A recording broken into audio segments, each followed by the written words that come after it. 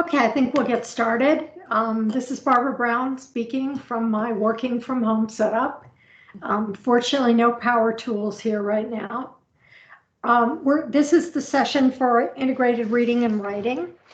And I'll start by reminding you that before 2014, we actually had separate reading and writing learning support courses. And when we went to the co-requisite model, we integrated reading and writing into one co-requisite course, but we've never had very much discussion of how to do that.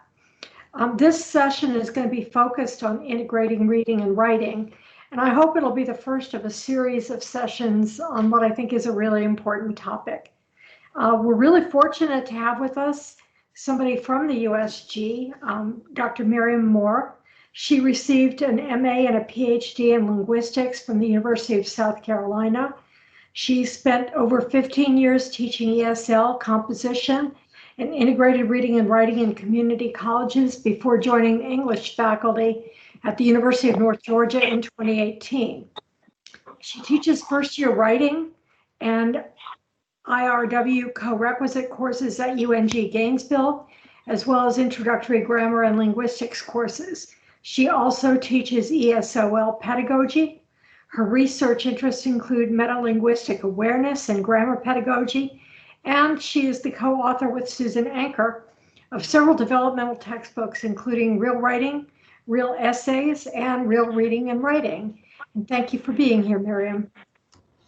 Thank you, and I want to thank Dr. Brown and Dr. Hall for asking me to come. It's a privilege to be with you all today.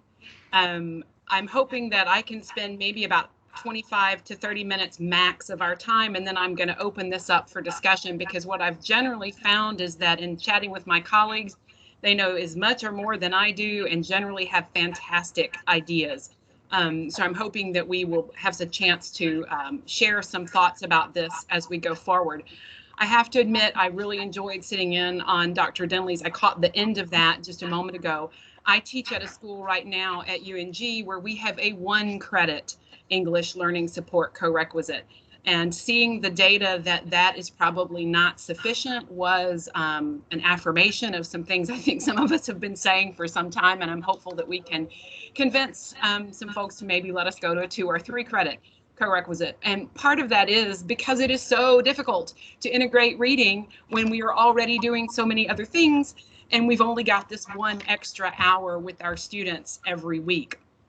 To get started today, what I'd like to do is to ask you to use this chat feature as best we possibly can. If you can remember for just a moment the most difficult thing you recall having to read, the thing that challenged you the most from college or grad school, if you would throw that into the chat, if you don't mind sharing, along with a 3 or 4 word statement about what made it so difficult for you. So I'm going to watch the chat, and I'm hoping some folks will be willing to admit that something was a challenging reading.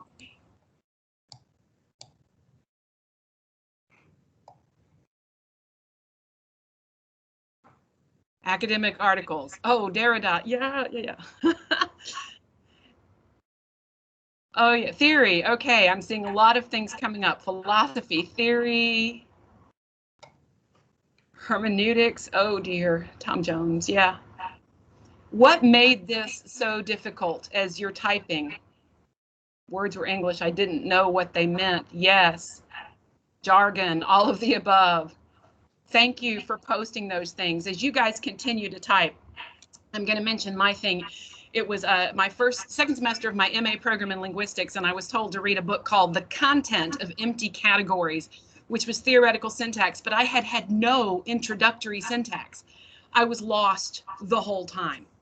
And like some of these comments have said, the sentences were very, very long, and I didn't know the words, even though they were English. I could not make sense out of it, and it was not relatable. Complexity of the topic, all of these things that I'm seeing. The reason I ask that is that now that I have been teaching and have come to love working with multilingual writers, and I've come to love working with developmental co-requisite learning support students, I need to remind myself from time to time what it feels like to be in their shoes. So remembering what a difficult reading was and why it was so difficult, to me, is one of the most helpful things I can do when I start to think about how to integrate reading support. I want to put myself in the shoes of my students once again and remember what it feels like to be wading through a dense and difficult text and want to quit. And a lot of what you guys have just said reiterates that idea that we know what this feels like. Even as academics, we know what it feels like to be confused. Okay. Then the next thing I'd like you to do before I move the slide, 5 or fewer words. What is the one thing that you have seen so far that makes reading a challenge for your students in co-requisite English, or if you're not teaching co-rec English in whatever class you're doing? Yeah, the length, too long, didn't read. Anybody else? What is the one thing? Not opening art of vocabulary. Inferencing. Ah, good. Yeah. Let's see what else comes up. Nah, hating to read. Yeah. Okay. Context clues, vocab. Yeah. All of these things make so much sense. Attention span. Missing the humor. Yeah, it's frustrating when we love something and we want our students to enjoy it and they can't get there. Yeah. All right, well, a lot of you have said them, but I am just going to pull up some of the things that I thought of. Again, reiterating much of what you said: lack of vocabulary, lack of background knowledge. It's very difficult to catch the sense of a text if you cannot construct a framework within which to interpret it.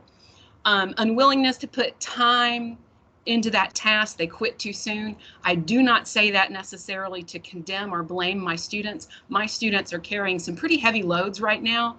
And when I ask them to read something that's going to take a couple of hours, that is asking a lot of my students.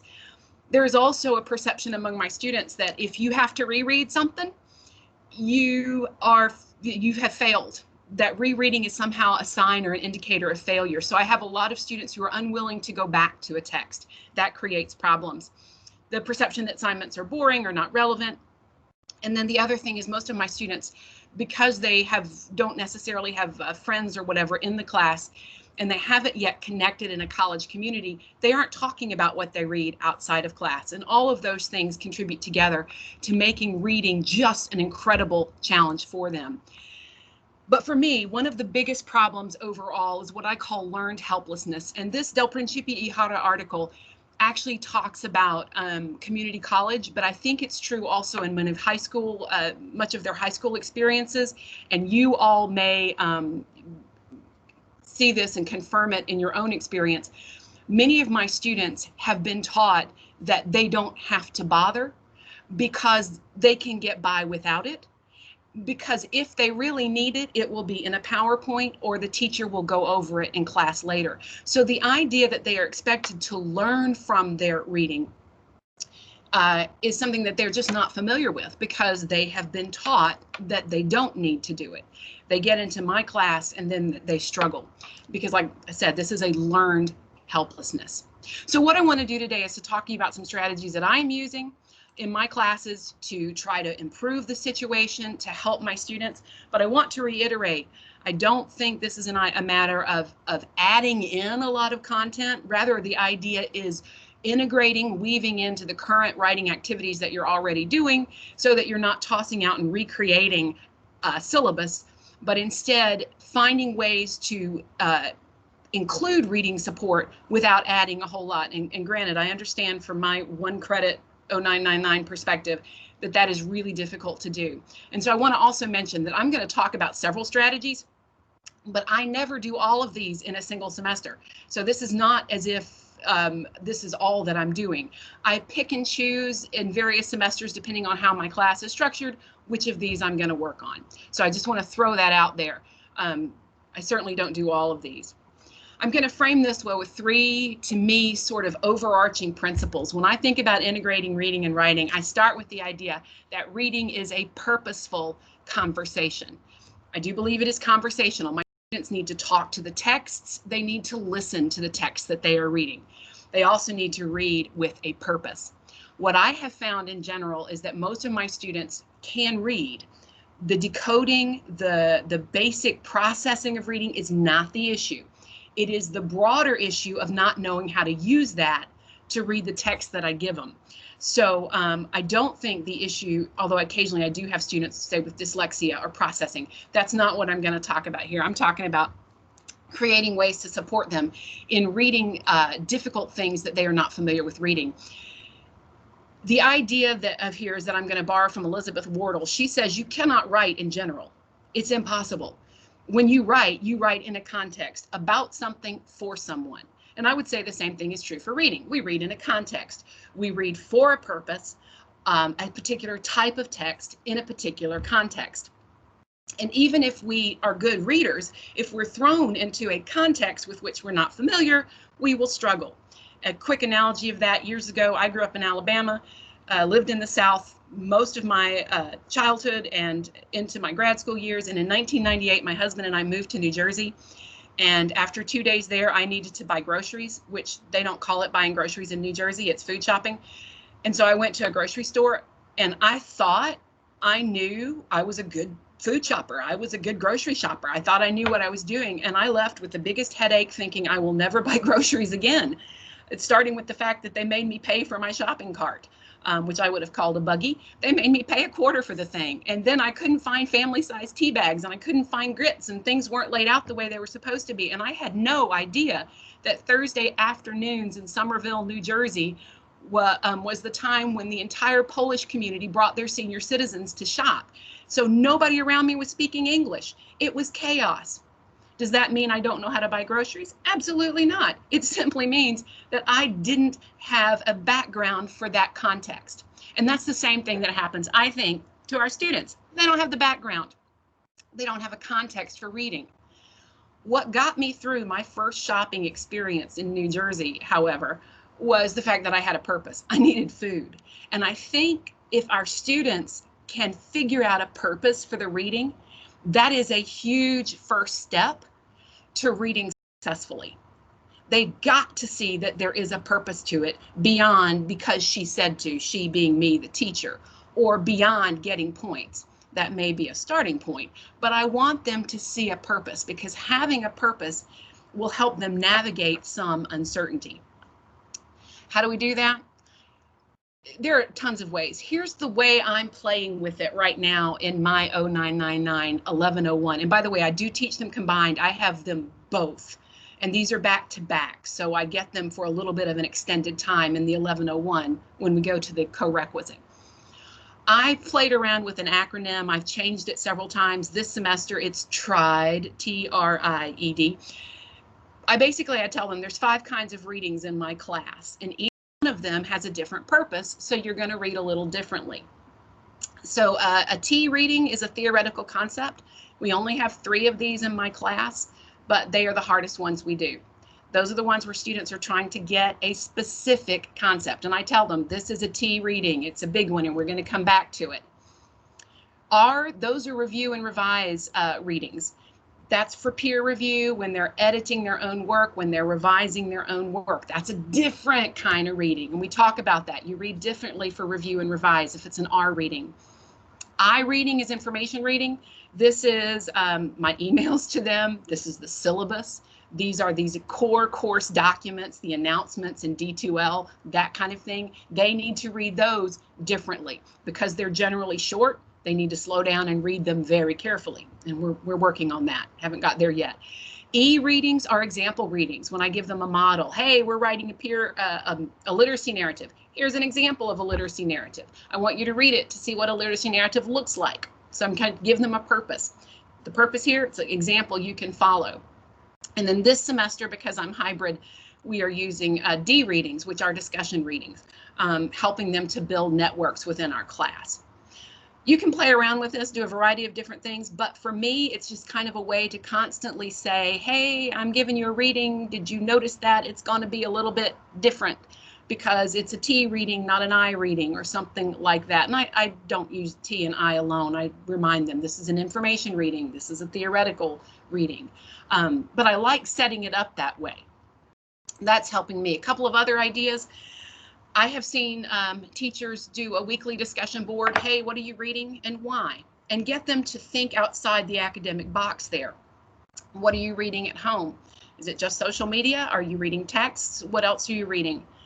A colleague of mine at Lord Fairfax Community College in Virginia actually creates book groups in his history classes. He doesn't teach English, he teaches history, but he tells the students, hey, we're going to do a research project later on, and I would like members of our class to be able to help each other. So your group is going to become a sort of mini expert in a topic. And he creates these reading groups where they set a little bit of a reading agenda. They maybe get a short book list. It's usually a short book and then 3 or 4 articles.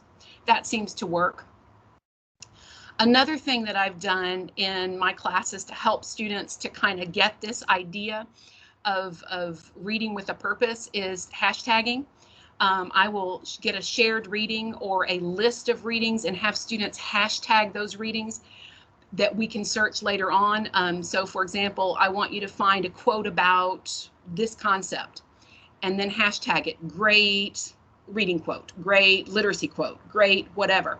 Then later on in the course, when it's time to do some writing samples, they can go back and search through our class hashtags, and they know that a member of the class has already read this and talked about it.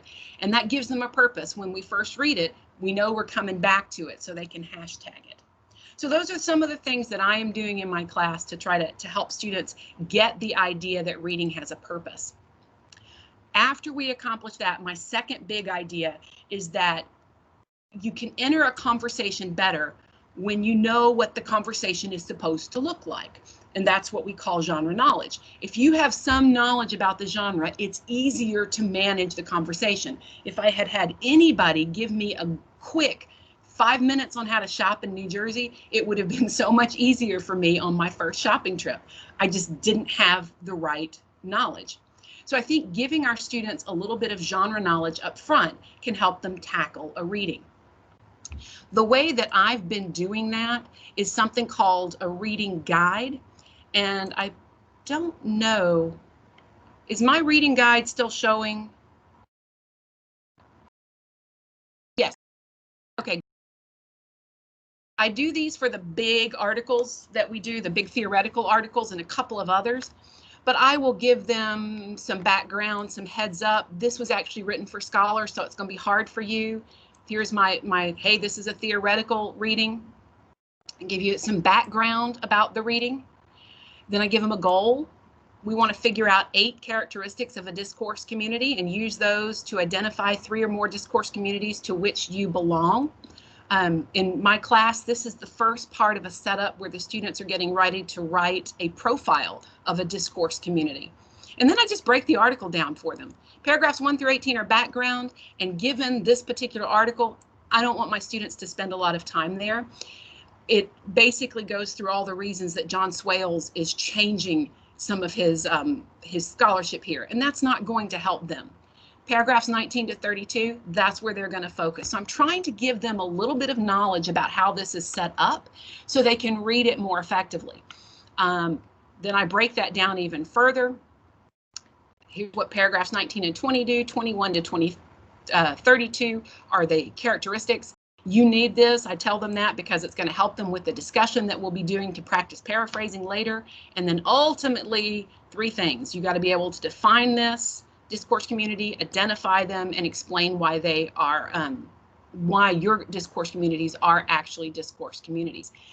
This guide gives them an entrance to the reading that makes it a whole lot easier. So I think that is a way of helping them through it. Also from this, then they end up creating a little multimodal activity where they illustrate some of their discourse communities. Okay. Let me come back here. So reading guides, I think those are very, very helpful.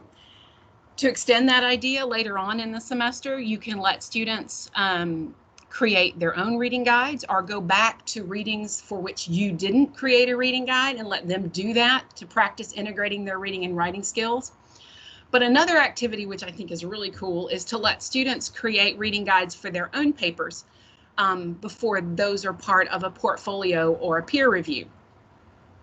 So the idea here then is they have to think about how they've structured their own paper, write that as a guide, and then that gives their peers a way to enter that paper for peer review. And sometimes they can then add in, questions they want their peer reviewers to discuss or something like that.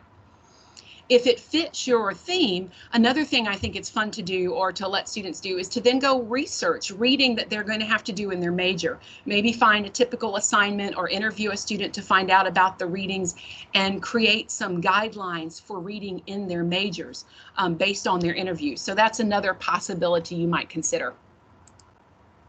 All right, how am I doing on time? Ooh, we're rolling good because I want to finish it about 30 minutes and let you guys talk. And by the way, I do apologize. I know I go quickly. One of my multilingual writers told me several years ago, he was a young man from Korea. He said, Dr. Moore, when you talk, you are a machine gun. I thought, yes, I am. I am a machine gun. I know that. But I get excited about some of these concepts. So the third big principle is that the genre conventions, the ways that things are set up, not only can we help students enter conversations by giving them some framework, some genre conventions that will allow them to read more easily, but we can also help them develop a knowledge of that and an understanding over time. How do you do that? One of my favorite activities is a reading journal. I have done these a couple of times. What I have done in the past, I create the template, the students download it, and then share it back to me on a Google Doc so that we just keep sharing this back and forth the whole semester. This is a sample of one. We start out each entry, for example, this one is they're going to read Superman and Me, which many of you are familiar with, Sherman Alexie. Where do you find it? They're going to find the link in D2L. I tell them it's an example source, a literacy narrative. Then I ask them to do some initial responding to this. And then after we have discussed it, I ask them, and I try to do this in class if I can. This semester, it's been wacky, but if we can do it in class, as soon as we have finished discussing, to ask them to go back and think, okay, what did you learn? What did you see differently? How did the discussion shape what you had seen prior to this?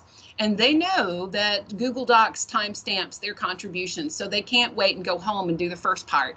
They're not going to get full credit.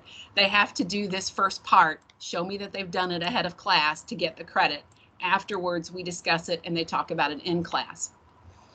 But I think what I like about these is we develop and extend these as we go through the semester. So the second one, this is a G reading, James G. It's a theoretical reading. This one is really, really hard, probably the most difficult one that we do. And it does have a reading guide. I give them the reading guide and they do the reader responses. They have a place to discuss afterwards. But then I ask them to zero in on some things and to start noticing. What do you notice about the way the writer brings himself or herself into this paper? What do you notice about the way that he or she works with their audience? That's engagement. Can you zoom in on a particularly difficult paragraph or a paragraph that you really liked? What do you notice about the way the writer's using language here? Or what's a sentence that you really, really liked that was powerful? And what this gets them to do is this sort of in and out. They zoom in to look at part, they pull back out to look at big ideas, and they are focused on their the reading in slightly different ways. So what I do with those reading journals is that they allow me a format for going backwards so that we can revisit, review. Oh, I didn't mean to do that. We revisit, we review, we go back to those journals, have students look at these things again. And I try not to tell them at any point, this is what it is, or this is what you should have gotten. Instead, my goal is to try to tell them or to ask questions that will help them expand their reading. Allow them a lot of time for noticing. And as they're noticing, sometimes they will begin to notice hey, this guy's using first person. I thought we weren't supposed to do that. Well, let's look at the genre. What kind of writing is it? Why might they be using first person? This one doesn't have a thesis until the end. Okay, let's talk about that. They begin to notice. One of my favorite examples of this from last semester, I had a young man reading Elizabeth Wardle's article. It's one of the articles I assigned. And he noticed that in the middle of it, Elizabeth Wardle begins to use she and her to use as generic references instead of using he and him or they and them. She's using she and her. This was completely befuddling to him. Why on earth would someone use feminine pronouns for generic references? It opened a great conversation to talk about things like being unbiased and gender neutral, or being fair in the way that we use language, and looking at the context where one might want to do that. It was a terrific thing just based on a reading journal observation that this young man made last semester. A couple of other things related to the journals. I also teach summary and paraphrase and incorporate those into later entries. I teach them a lot about summary and paraphrase. Explicitly, I say slowly and often. To me, these are the quintessential integrated reading and writing activities, to summarize and to paraphrase, and they are difficult, incredibly difficult skills. I like teaching summary though, because if you teach an analytical summary where people are talking about not only what the writer says, but also what the writer is doing. Maybe he's defining or she is illustrating. Maybe the writer is offering evidence. When they see that, it begins to help them also understand those genre conventions, if they begin to understand the rhetorical moves that the writer is making. So the journals give me a format for helping students notice those things. And then when they do notice, or if they don't, I can prod. If they do notice it, I can comment on it and say, hey, yeah, whoa, good observation there. You're noticing something about the way genres work. So I think that can be quite helpful. I will make this presentation, by the way, available. So all of my handouts that are linked on here, if anybody wants them, that's fine. I don't know that they are the world's greatest, but they are the handouts that I use. With paraphrase in particular, paraphrase is both a reading strategy and a writing strategy. And I have seen that many of my students have had it presented to them primarily as a writing strategy. So there is a very quick move to worry about not plagiarizing. And I think it would be helpful when working with students to, we start with paraphrasing, we're not worried about plagiarism or not at first. What I'm worried about is understanding the reading. So when we are wrestling, this is what I call playful paraphrasing. It's, hey, is he saying this? Or wait, is it really this? Or is that really what he's saying? That kind of thinking through and explaining before you start worrying about how you're going to present that in your own writing. But using paraphrase as a reading strategy, I think that is also very helpful. And then you step back and say, okay, if that's what he's saying, why in the world did he say it this way? Which brings us back to this notion of genre conventions. Why did he have to say it that way? Why did he use this style? Why did he use these words? Why didn't he do something else? So we get both a reading and a writing strategy together. Okay, and to kind of wrap up the last piece of this, I think what is most important for our students is that at any given point, they need opportunities to reflect. So as we talk about reading as conversation and genre conventions and building an awareness of genre so that they can feel more comfortable, I do ask them frequently to reflect on this. Ways of doing that, make your reading itself a topic of discussion. I have had students do research on things like dyslexia, processing disorders, discourse communities and the way that they write, those kinds of things. Sometimes that can help. But I also like to ask them to revisit, particularly in their journals. How does something confirm, contradict, complicate, extend, or illustrate what we saw in this other thing? We do that a lot. And students get so tired of my, hey, how does it confirm, contradict, complicate, extend, or illustrate? Because I use that phrasing a lot. But constantly getting them to go backwards. and then asking them at the end of the semester. In fact, this is always my final writing assignment. I ask them to give me their big ideas. What have you learned about yourself as a reader and writer, and what are 3 to 5 big ideas, big principles about reading and writing that you can take with you when you leave my class? And so we talk through some of those, and I've seen some amazing answers from students reflecting, taking their journals, taking the comments, and reflecting. And finally, last but not least, I occasionally use analogies. I told you my analogy of shopping in New Jersey. I ask the students sometimes, hey, what did it feel like reading? And I get some interesting comments from that, asking students to think, what was reading like for you this semester? And a lot of times you get this sort of, I didn't think I could do it. It was like a mountain. It was like a hurdle. It was like whatever, but then I found I could do it. And that's my constant thing, is to come back to tell students, this is new. It's not a reflection of a deficiency on your part. It's because you're in a new context, and you can do this. You can absolutely do it. Just keep practicing.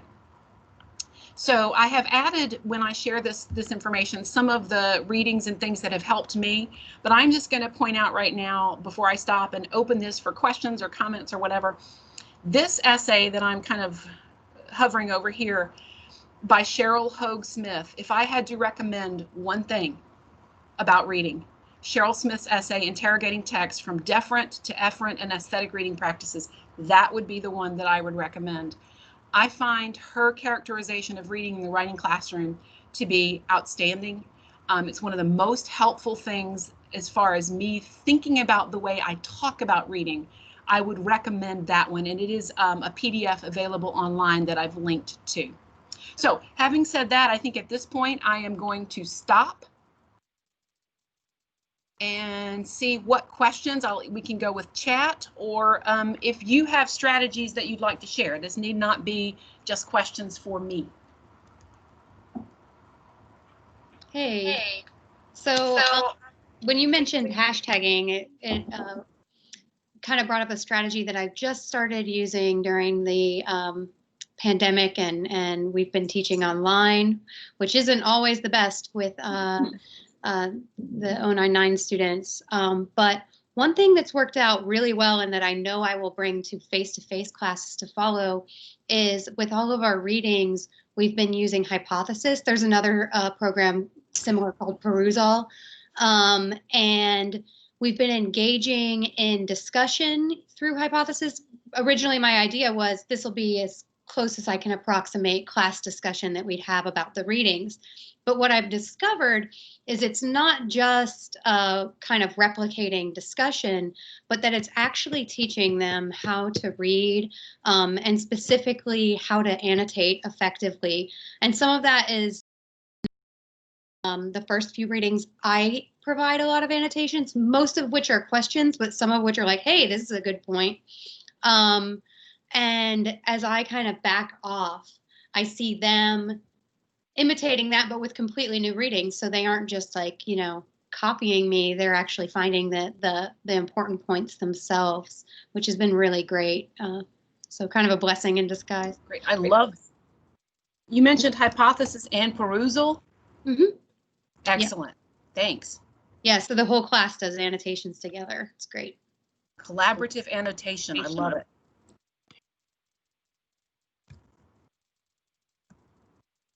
Is there anybody else? Comments, questions? I just put a link to my slides in the chat, but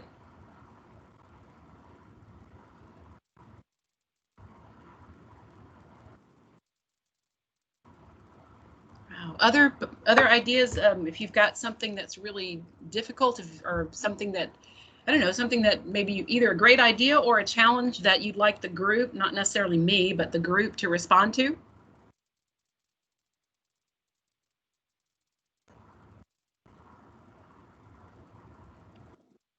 All right, I do have a question. I'm a talkative person, I guess. But one question I have is, do you ever integrate like a purpose of reading for fun? Because I think that teaching students that learning and whatnot can be fun, can be really kind of exciting. Yeah, that is a great, yes, we talk about it. And I'm interested to see what other people are going to say about this.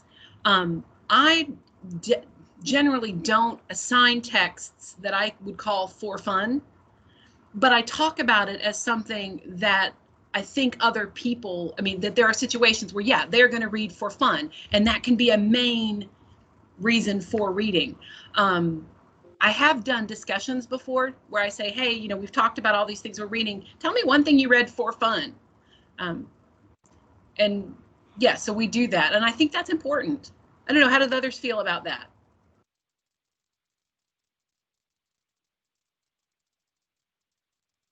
I'm amazed at the level of quiet among English faculty. That's just incredible. So very few, I see somebody said very few of my students are readers. Yeah.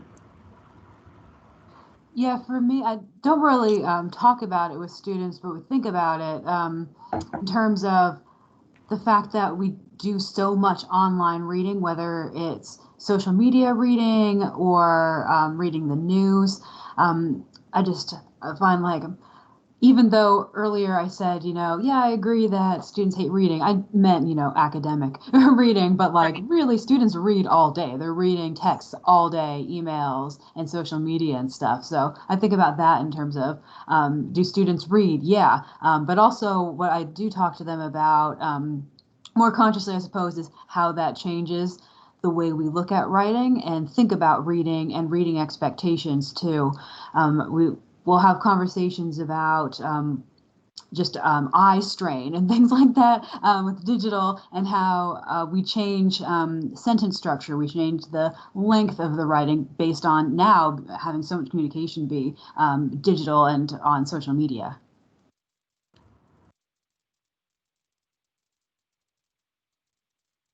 Yeah. Seeing we have a few comments as well. Yeah, I'm looking at that and I appreciate these. We do, let's see, Anne Marie mentioned putting in some fun things. We don't have a whole lot of time for them. And I appreciate this comment from, is this Jean? They are already readers. Yeah. So she approaches, let's see, rhetorical analysis through critically reading an Atlantic article. Great. I think helping students understand that they are already readers is a great strategy. We did that, in fact, in my class this morning at 8 o'clock. What's the last thing you read? And one of them, it was like a text message from mom telling me to get up. One of them, it was notes in her planner. But yeah, getting them to see that they're already proficient in certain types of reading. And then we're going to learn to apply that in different contexts. Yeah. Anybody else? I'm not a writing instructor, but I wanted to say that early on I was very inspired by somebody who was teaching reading to ESOL students online, and I realized that they were doing a huge amount of reading because of the online environment. So in some ways, being online really pushes the question. And you mentioned this a minute ago, but I think we need to point out to students, yes, you can read. Look, you've been reading this. Right. And I don't know how many, Barbara, I'm glad you said that, and some of the other things that I'm hearing up here. You can make things fun. Oh yeah, that's important. I see this students speaking fondly about books when they read when they were younger. I think, yeah, having that happens a lot in the literacy narratives where I get them to talk about that kind of reading. But I also hear a lot of my students will tell me up front, I am not a good reader. I am not a good writer. And so that is another place that we can start in the class to begin to dispel that sort of mindset that I can't do this and I'm not good at it, because they are reading and writing, and a lot of them are doing that a lot during the any given part of the day. So we want fixed mindset. Yes, fixed mindset. That's a fixed mindset. We want to push the growth mindset on that. And just getting them to realize how much they are interacting with text every day is a great starting point.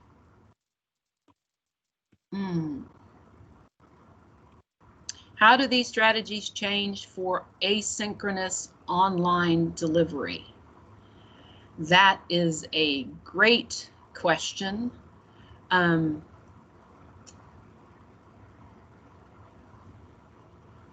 Does anybody have a comment? I can tell you some of the things that I am trying to. This semester I'm doing hybrid. I did asynchronous online this summer, and I will be quite honest, I was so flummoxed, I guess, by doing, first of all, it was 8 weeks. So an 8-week, 1 credit 0999 and 1101. I didn't do a whole lot of this in my summer course, asynchronous online. I'm teaching hybrid right now. I have them one day, half the class one day, half the class the other day. So I would love to hear suggestions from others. And Mary Lamb has just made a wonderful but shameless plug for her edited collection, Digital Reading, Writing, and Composition Studies. Absolutely. Other ideas? One person with a hand up. Okay. Sure. Ibrahim, do you want to just unmute yourself?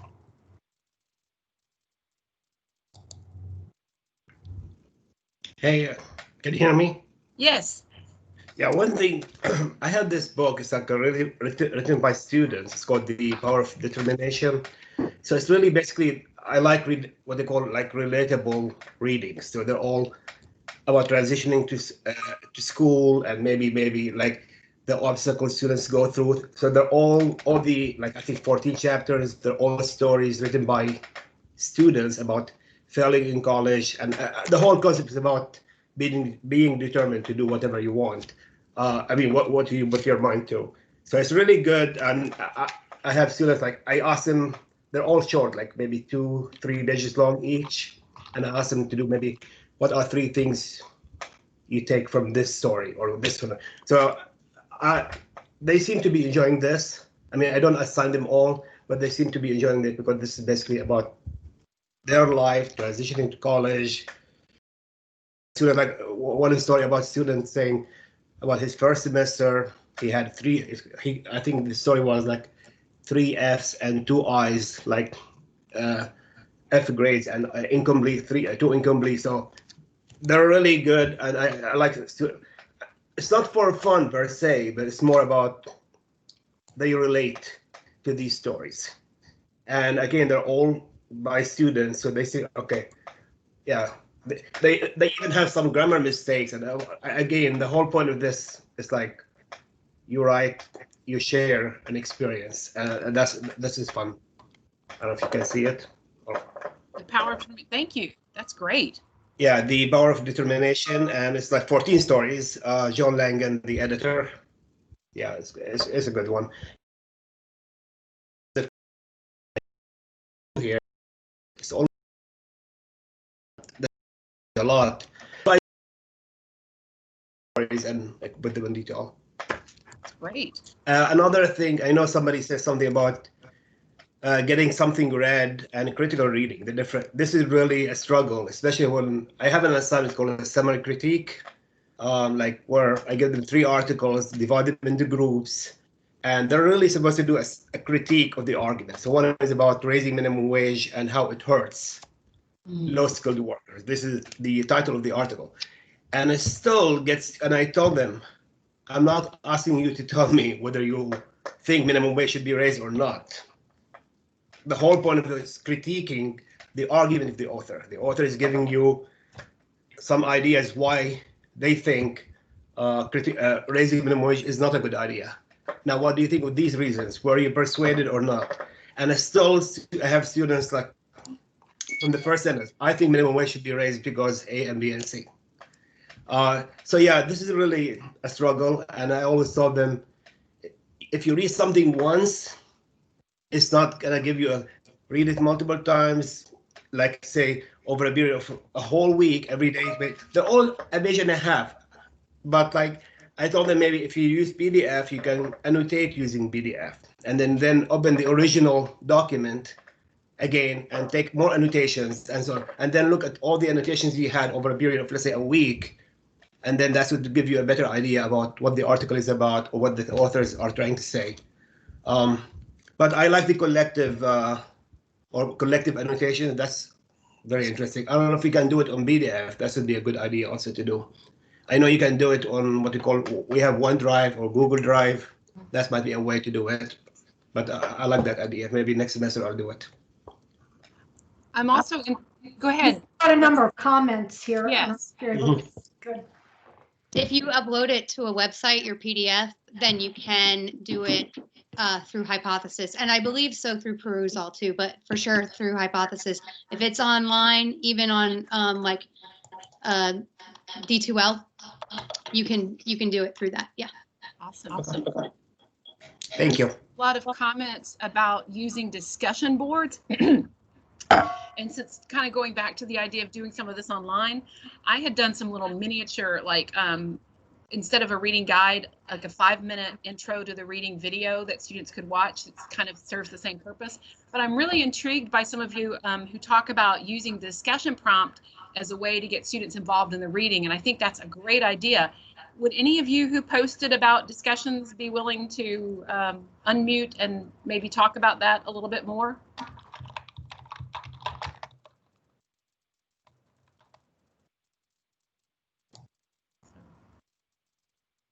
Patricia or Mary, Annie? I will. Sure. Yeah, so, you know, one thing I've really been struggling with, I know the point of this is not to talk about the pandemic, but yeah, I used to do a lot of in-class writing. And actually, even before the pandemic, I was finding that I'd have to do a lot of modification of that because of students with disabilities needing accommodation. Mm-hmm. And so I was sort of questioning the whole idea that having them, you know, write about the reading at the beginning of class, which is kind of this like classic composition pedagogy, was really working. And so I switched to discussion board posts that were due before class. And the thing that helps me with them is to have a very sort of specific set of guidelines that they have to reference all of the readings that were assigned. And then also they have to talk about a specific prompt. And the first couple weeks of doing that, I do go in and grade them to make sure, like, are they using the readings? You know, do they answer the specific prompt? And then are they responding to their peers? I ask them to respond to 2 people in substantive ways. And I just find that students show up more prepared to talk about the reading in depth when they've been forced to actually go pull quotes from it and insert those quotes. There's just something about that. And I know for me as a writer, that's always the most generative part of writing, is like pulling the quotes and figuring out what I'm going to say about them. So that has been really, really useful for me. Actually, I think that's a great illustration of when you have a purpose for reading, you're more likely to plow through it than when you don't, even if that purpose is to do your discussion board homework, which is great. I love that idea. All right, I believe Patricia has her hand up, so if she would unmute and jump in. Okay, good afternoon, everyone. How are you all?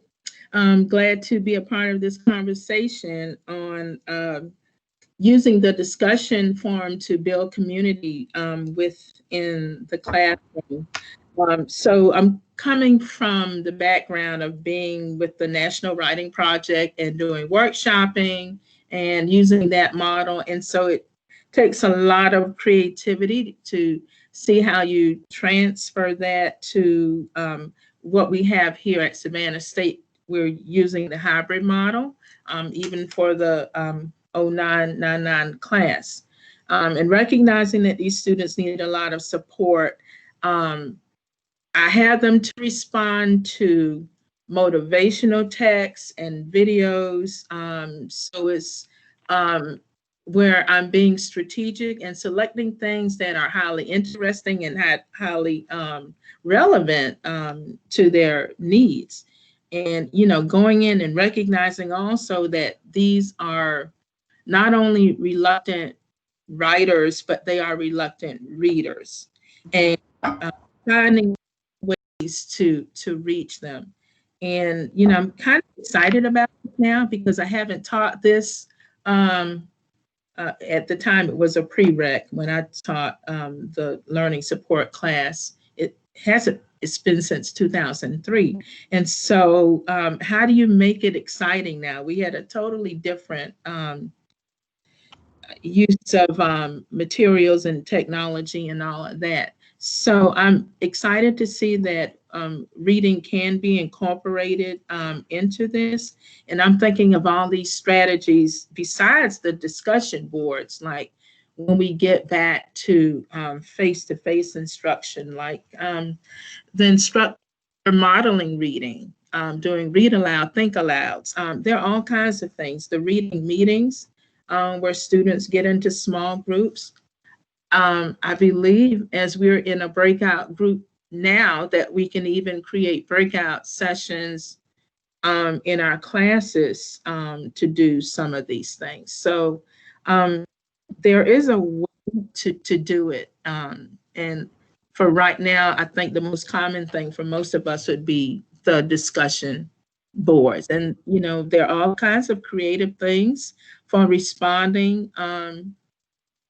Dialogue journals, like you said, interior monologues. All of this is coming back to me, and I just didn't think of incorporating these strategies into the learning support class. So, Thank you. Mm-hmm.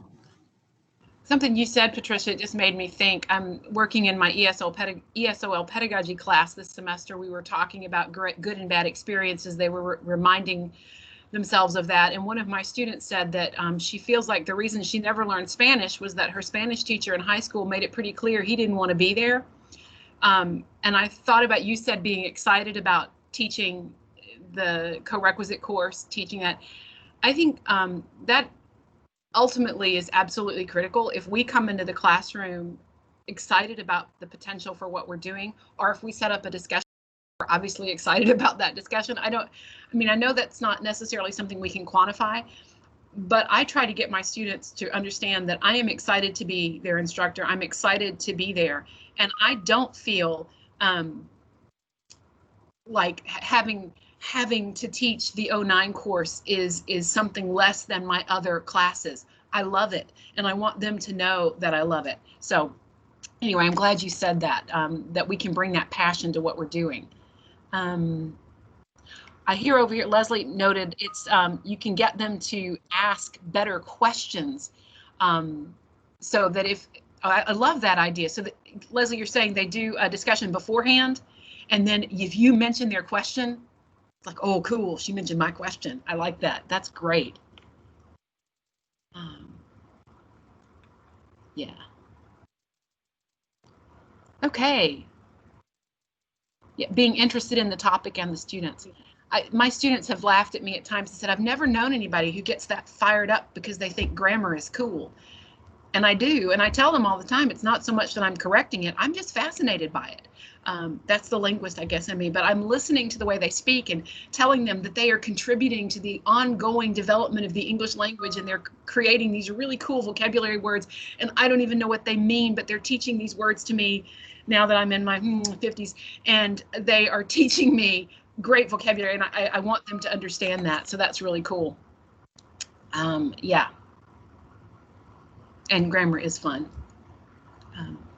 I tell them that grammar is fascinating. All right, we have like about a minute left before I think we need to wind down and head towards the next session. Are there final comments, concerns, or questions? And I do so appreciate the group coming in. All right, Barbara, is there anything else before we wrap up? I don't think so. I just want to thank you. I thought it was a really lively and engaging session, and now it makes me wish I taught Coreq English. Everybody should. It's the best. And I don't mean that in a sarcastic way. It really is fun. All right, well, I lack the credentials. That's true. It probably needs some credentials there, but have a great afternoon, everybody. Bye-bye. Thank you so much, Miriam. You're welcome.